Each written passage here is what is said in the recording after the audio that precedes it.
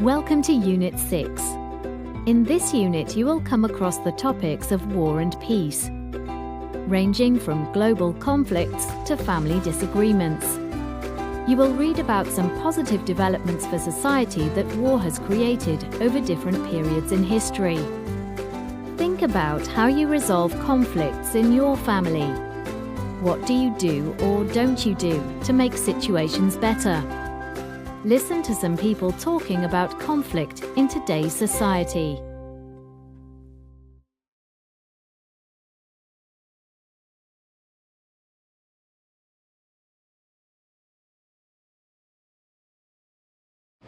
People suffer from a lot of trauma as a result of wars, and it affects the location of people. Families move because of wars and have to start again in different countries. I think war has had a very negative impact on the way people associate with one another. I think war has desensitized people. So now when we see tragedies, people don't often realize the magnitude of them because war has desensitized, and it's just, in my opinion, I don't think it's necessary. Yeah, so I think conflict and war kind of shape our national identity in quite a big way.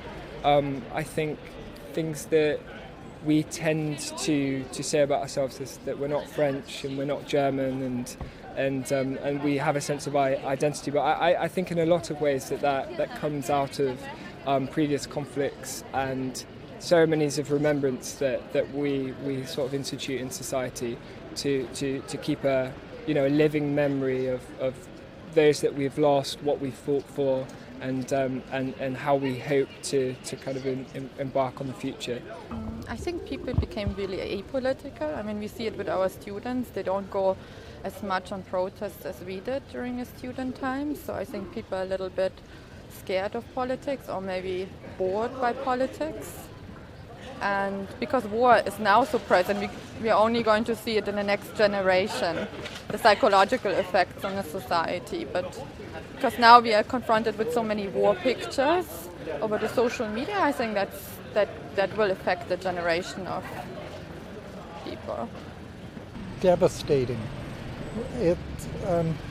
We've been experiencing the Syrian crisis, and our community have hosted 6 or 8 Syrian families to help them get settled in as new Canadians.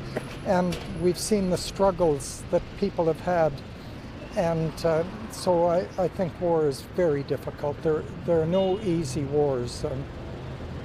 It has completely altered the way that geography is configured now, so that you have migration crises everywhere. And now thinking of the Middle East, and thinking of Africa.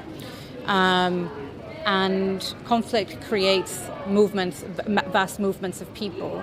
And vast movements of people means protectionist policies in the more powerful countries. So and we're living through that now. And it could have been wars that happened 20, 50 years ago, but life and history have a way of kind of collapsing one against the other. And we're going to see the effects of human conflict like that for decades, centuries to come. The prickliness, like sometimes it comes up in everyday life, like people who come with their debit cards from other countries who used to be able to go to any store and pay for whatever. Now suddenly their cards don't work, and you're like, huh, what? It's like, oh yeah, well, I come from Turkey. Or it's like, oh, well, that's a bit of a complex situation. Or I want to go on a vacation to Egypt, but that's never going to happen. Okay, so I suppose big picture, I would say it encourages divisions. It encourages people to have pride about their nationality, which can be a good thing, but it can be very negative as well. Just the idea that humans should ever fight physically for generally economic gain is not one I would stand behind, I guess, yeah.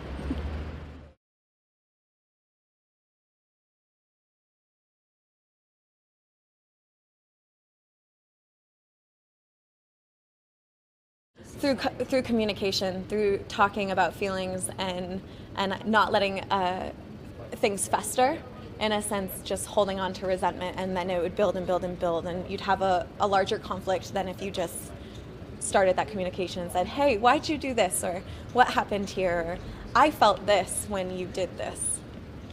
I think understanding others is very important right now, seeing how a lot of politicians right now are just thinking about their own countries, and I think it's very important to understand what's going on around you too, and learn, not just come into a country and go like, oh, this is my country, I know my culture. You need to go in and understanding others' cultures before you go and visit somebody else's place, right? You need to read, you need to understand, you need to be able to understand what they're saying to you instead of just coming in and with your own culture. I think courage. So people have to people need the courage to change. They need to be able to listen and actually register what they hear from the other side, because right now everything is so polarized and everyone is, clutching their opinions and not willing to let go and compromise. And that is essential, because once things take a global scale, there is a need for dialogue. There is a need to actually get a little bit out of your depth and actually seeing what other people that are not you need.